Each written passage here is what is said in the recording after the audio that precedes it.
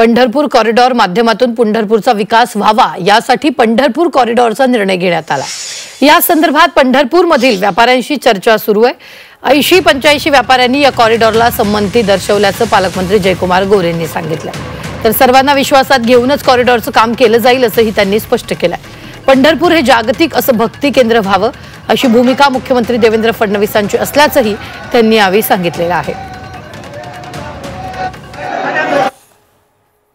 पंढरपूर शहराचा देवस्थानचा विकास झाला पाहिजे आणि ते जागतिक असं एक भक्ती केंद्र आपल्या सगळ्यांचं आहे, ते डेव्हलप झालं पाहिजे अशा पद्धतीची भूमिका माननीय मुख्यमंत्री मोदयांची आहे।